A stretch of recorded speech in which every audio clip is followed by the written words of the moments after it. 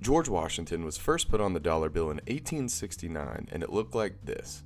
On the dollar bill, there are 13 different representations of the number 13. This is supposed to commemorate the 13 original British colonies. For example, you can see 13 arrows right there. Can you find the rest? The $10,000 bill was the highest bill ever circulated. Samuel P. Chase, who was on the bill, was the Secretary of Treasury and a later Chief Justice. Martha Washington is the only woman to ever be printed on paper money.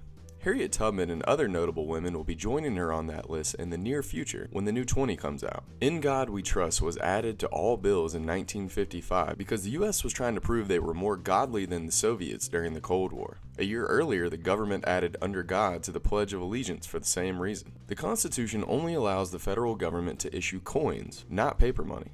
In 1933, the U.S. started to abandon the gold standard, and then officially cut ties with it in 1971. This means the U.S. money supply is not backed by anything other than confidence and the trust of the people. Before 1862, the U.S. government did not print paper money, only private banks did. Because of this, counterfeiting was such a big issue in the 1800s, so they created a book called the Counterfeit Detector that banks had to use to check all the different types of currency in circulation. The Secret Service Agency was created in 1865 to prevent counterfeiting. The Secret Service did not switch to a protection agency until President McKinley was assassinated in 1901. Some shredded money is recycled and turned into things like roofing shingles and insulation.